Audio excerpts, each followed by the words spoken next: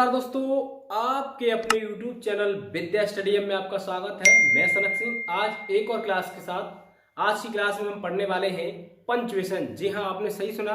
आज की क्लास आपके लिए होने वाली है और भी बेहतर खास, जिसमें हम पढ़ रहे हैं पंचुएशन का दूसरा भाग। यानी इससे पहले हमने एक क्लास पंचुएशन की कंप्लीट कर ली है और आज हम कंप्लीट करने वाले हैं पंचुएशन की दूसरी क्लास। और आज की क्लास में हम पंचुएशन का खात्मा यानी शुपड़ा साफ करने वाले हैं और दो ही क्लास में हम समझने वाले हैं कि पंचुएशन। यदि आपने पहली क्लास नहीं ली है तो आप हमारी पहली क्लास जाकर ले सकते हैं। यदि चैनल पर पहली बार आ रहे हैं तो वीडियो को लाइक कर लें, चैनल को सब्सक्राइब कर लें और बेल आइकन दबा लें, जिससे आने वाला नोटिफिकेशन आप तक आसानी से पहुंच सके और भी मजेदार वीडियो आप आसानी से देख सकें। तो इससे पहले की जो हमारी पहली क्लास कंप्लीट हुई पंचुएशन की, उसमें हमने कंप्लीट किया है अपना थोड़ा सा भाग, जिसमें सबसे पहले हमने पढ़ा फुल स्टॉप और उसके बाद पढ़ा हमने यानी कॉमा, अल्पविराम, अल्पविराम के बाद हमने पढ़ा इन्वर्टेड कॉमा और इन्वर्टेड कॉमा के साथ साथ ही हमने पढ़ा है वहां पर भी यानी हमारा कॉमा, इन्वर्टेड कॉमा, यानी इन्वर्टेड कॉमा को भी हम कंप्लीट कर चुके हैं। और इन्वर्टेड कॉमा कंप्लीट करने के बाद हमने वहां पढ़ा प्रश्न चिन्ह और प्रश्न चिन्ह के बाद ही हमने पढ़ा है यानी कह सकते हैं हम अपोस्ट्रोफी, यानी अपोस्ट्रोफी का जो उल्टा चिन्ह होता है वो भी कंप्लीट कर लिया है। तो आज बात करने वाले हैं हम सेमीकोलन। सेमीकोलन होता क्या है? सेमीकोलन को हम कहें तो अर्धविराम कहते हैं, यानी अर्धविराम यानी आधे समय पर लगा हुआ विराम, यानी क्या कहलाता है? हमारा अर्धविराम कहलाता है। कोई भी सेंटेंस हम जब कंप्लीट कर रहे होते हैं तो यहाँ पर हम बताने वाले हैं कि जब हम कोई कंप्लीट करते हैं कोई भी सेंटेंस तो अर्धविराम कब लग जाता है। यानी जब हम किसी वाक्य को कंप्लीट करने जा रहे हैं और बीच में हमें थोड़े कम से थोड़े ज़्यादा समय के लिए जब रुकना पड़ता है तो वह हम अल्पविराम का प्रयोग कर रहे होते हैं। तो हम किस किस स्थिति में अल्पविराम यानी जो ये सेमीकोलन है वो किस स्थिति में प्रयोग करेंगे? जब वाक्य के मध्य में कहीं बट तथा और आ जाता है तब वहां हम हमेशा हमेशा इन दोनों से पहले यानी अल्पविराम यानी सेमीकोलन का प्रयोग कर रहे होते हैं। यानी पंचुएशन समझ रहे हैं तो पंचुएशन मीन्स होता है हमारा कि जो हमारा पंचुएशन का भाग है उसमें हम कंप्लीट कर रहे हैं विराम चिन्ह, यानी कहाँ कहाँ हमें विराम चिन्ह का प्रयोग करना है। जब भी हमारा ग्रामर का यदि हमें नाश नहीं करना है यानी ग्रामर को अच्छी तरह से सीखना है तो हमें आने चाहिए सबसे पहले विराम चिन्ह। और विराम चिन्ह आपके लिए बहुत ही यानी टॉपिक जो मेन होता है उसके लिए बहुत ही इम्पोर्टेंट है और बिना विराम चिन्ह के हमारी जो ग्रामर है वो आधी अधूरी है। इसलिए हमें ग्रामर के सारे जो विराम चिन्ह है वो आने चाहिए।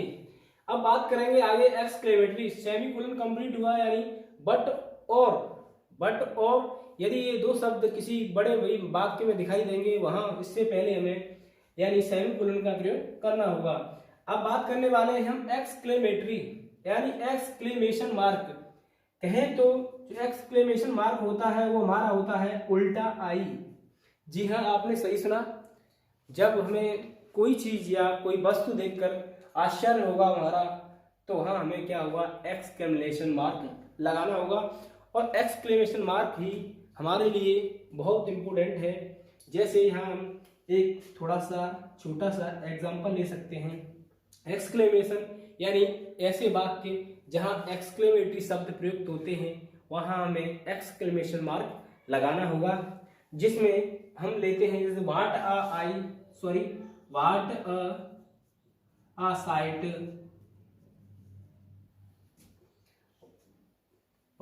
What a site.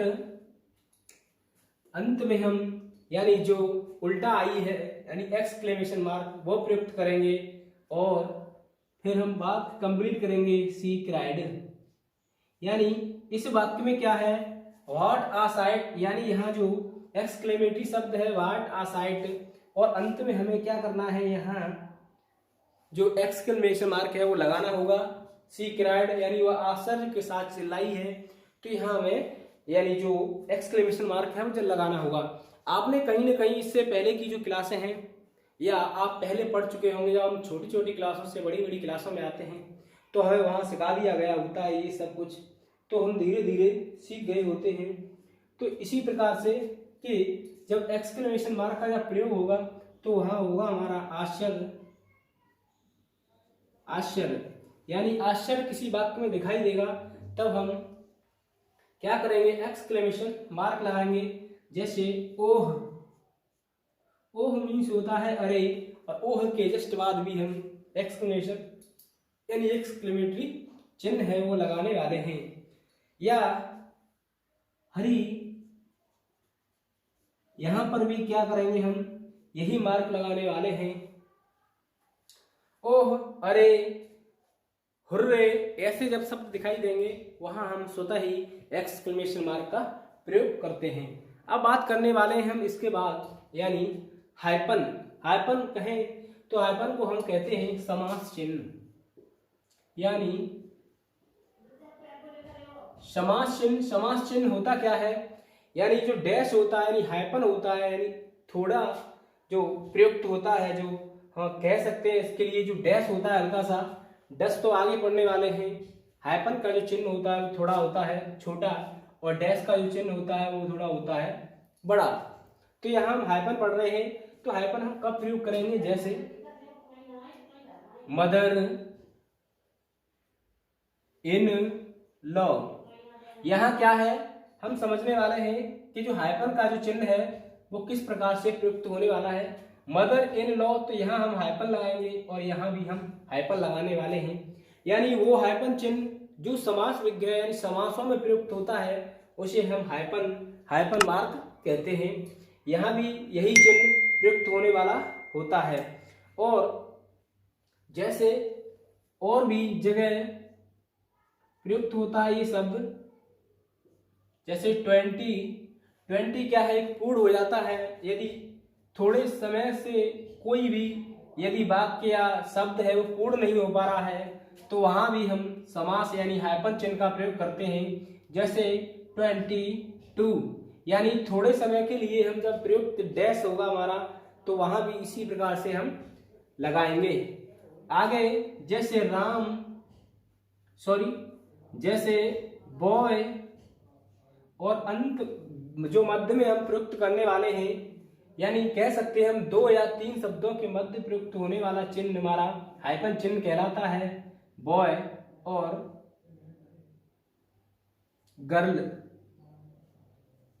इस प्रकार से हम कर सकते हैं। यानी जो हमारा हाइपन चिन्ह है वो 2 या 2 से अधिक जब शब्द आएंगे उनके मध्य यानी थोड़े समय के लिए प्रयुक्त होगा, वो होगा हमारा हाइपन यानी मार्क यानी हाइपन चिन्ह। अब पढ़ने वाले हैं हम डैश। डैश को कहें तो यानी निर्देश चिन्ह, हिंदी में कहें तो डैश को यानी निर्देश चिन्ह। यानी निर्देश चिन्ह आप सभी लोगों ने पढ़ा होगा कि जब कोई भी कहावत हो या वाक्य हो, जैसे राम डैश करेंगे हम, थोड़ा सा डैश लगाएंगे, फिर he is a good boy. तो यहाँ क्या करने वाले हैं हम, अंत में फुल स्टॉप तो लगाएंगे ही लगाएंगे, साथ साथ यहाँ तो रह ही गया। तो क्या करेंगे कि जब हम डैश का यानी निर्देश, राम क्या कर रहा है, कोई निर्देश दे रहा है या बता रहा है, तब वहां पर हम डैश का प्रयोग करने वाले हैं। जैसे राम कोई बात कह रहा है कि ही इज ए यानी ही इज ए गुड, यानी और कुछ भी लिख सकते हैं, बॉय या गर्ल, ऐसे शब्द हम प्रयुक्त कर सकते हैं। तो यहाँ हमारा जो डैश है यानी निर्देश चिन्ह है, जो निर्देश चिन्ह जब कोई कहावत होगी थोड़े समय के लिए या इसके बाद बहुत सारे चिन्ह होते हैं, लेकिन जो इंग्लिश ग्रामर है वहाँ पर अत्यधिक यही चिन्ह है वो प्रयुक्त होने वाले हैं। और अब हम पढ़ने वाले हैं इसके बाद यूज ऑफ कैपिटल लेटर, यानी हमारी पंचविशन का मेन भाग जिसमें हम पढ़ने वाले हैं यूज ऑफ कैपिटल लेटर। यानी यूज ऑफ कैपिटल लेटर हमें जब ग्रामर पढ़ रहे होते हैं तो सबसे ज़्यादा हमें ध्यान देना होता है यानी कैपिटल लेटर पर, जिसमें हम बात करने वाले हैं कैपिटल लेटर की। तो हमारा आज का लास्ट और अंतिम टॉपिक होगा, जो पंक्चुएशन हम कंप्लीट कर रहे हैं उसमें यूज ऑफ कैपिटल लेटर, जिसमें हम पढ़ रहे हैं कैपिटल लेटर। और कैपिटल लेटर का मतलब समझेंगे कि कैपिटल लेटर का प्रयोग कहाँ कहाँ होता है और ग्रामर में किस प्रकार से कैपिटल लेटर प्रयुक्त हुआ है।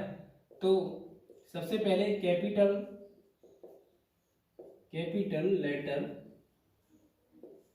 यहां समझने वाले हैं। कैपिटल को आप हिंदी में तो समझते ही होंगे। कैपिटल मीन्स होता है जब कोई वाक्य हम शुरू करते हैं तो उसका जो पहला अक्षर होता है, जो वर्ड होता है, उसे हम बड़े में लिखते हैं, यानी वही है हमारा कैपिटल लेटर। जैसे एक एग्जांपल लेते हैं और उसके बाद बताएंगे कहाँ कहाँ प्रयुक्त होने वाला है। जैसे राम इज ए बॉय। यहाँ हमने क्या किया कि जब हमारा वाक्य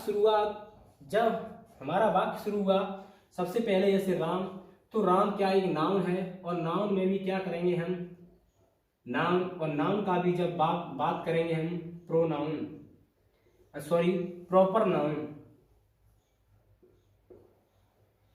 प्रॉपर नाउन। यहां हम पढ़ रहे हैं यानी कैपिटल लेटर, और कैपिटल लेटर में हम बात कर रहे हैं कि कब कब हम कोई भी जो बड़ा अक्षर है, यानी बड़ा अक्षर कब लिखने वाले हैं। तो हम बता दें सबसे पहले, यदि हमारा कोई नाउन है तो वो हमारा पहले कैपिटल लेटर में होगा, यानी बड़े अक्षर में होगा। बड़ा कहने का मतलब जैसे यहाँ राम है। और नाउन का भी यदि प्रॉपर नाउन है, यानी प्रॉपर नाम है, कोई संज्ञा है प्रॉपर, तो यहाँ का क्या करने वाले हैं हम, उसका जो लेटर है पहला वो राम कैपिटल में लेने वाले हैं। यदि यही बात कैसे होता, जैसे राम इज ए बॉय, तो क्या होता हमारा, ये पंक्चुएशन की दृष्टि से बिल्कुल गलत है। और आज का जो हमारा मेन मुद्दा है वो यही हम पढ़ा रहे हैं कि यदि किसी वाक्य में पूछा गया होता, ये तो हमारा करेक्ट था, इसे हम थोड़ा क्लियर करके, यानी राम इज ए बॉय, और यहाँ दिया गया होता कि इस वाक्य को पंक्चुएशन की दृष्टि से सही कीजिए या कंप्लीट कीजिए। तब क्या करते, जो राम है, जो नाउन है, प्रॉपर नाउन है, उसे हम क्या करते कैपिटल में लिखते सबसे पहले राम, फिर उसके बाद हम इज ए, और बॉय बड़े में दिया गया है तो मध्य में। जब किसी वाक्य की शुरुआत करते हैं तो सबसे पहले हम वहाँ पर बड़ा लेटर प्रयुक्त करते हैं, तो राम इज ए बॉय, और बाकी के सारे हम छोटे छोटे प्रयुक्त करते हैं। ये रहा आज का हमारा मेन मुद्दा, यानी मेन टॉपिक था वो।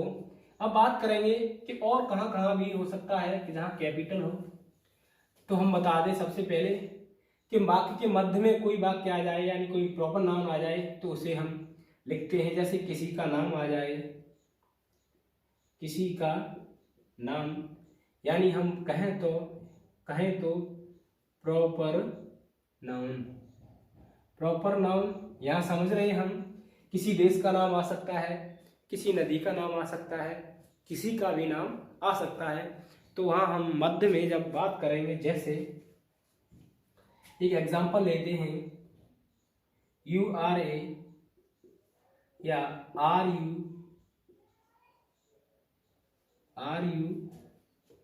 प्रिया। यहाँ हमने जो एग्जांपल लिया है उससे समझेंगे, और अंत में प्रश्न चिन्ह यानी पंक्चुएशन पढ़ रहे हैं तो बहुत जरूरी होगा। आर यू प्रिया, क्या तुम प्रिया हो। तो यहाँ यदि हम इसे ऐसे लेते कि प्रिया PRI/A, तो क्या होता, हमारी पंक्चुएशन की दृष्टि से वाक्य गलत होता। और इसे भी यदि हम ऐसे लेते तो पूरा ही हमारा जो वाक्य है वो गलत होता। तब हम इस वाक्य को बना रहे होते सबसे पहला अक्षर कैपिटल में, तो कैपिटल यू। अब प्रिया आया है यानी प्रॉपर नाउन है, किसी का नाम आया है, तो यहाँ हम लिखेंगे कैपिटल में के प्रिया, और अंत में प्रश्न चिन्ह, यानी इस प्रकार से हम इस वाक्य को कंप्लीट कर रहे होते हैं। अब बात करने वाले हैं कि जो हमारे डायरेक्ट और इनडायरेक्ट स्पीच है, यानी नरेशन है, जो हमारा भाग है, वहाँ पर कहाँ कहाँ भी हम क्या करते हैं कि पंक्चुएशन का प्रयोग करते हैं। तो यहाँ हम उसका भी एक एग्जांपल लेते हैं और बताने वाले हैं कि किस प्रकार से वाक्य में पंक्चुएशन सही होगा। तो पहले हम एग्जांपल लेते हैं, जैसे यानी श्याम said to गणेश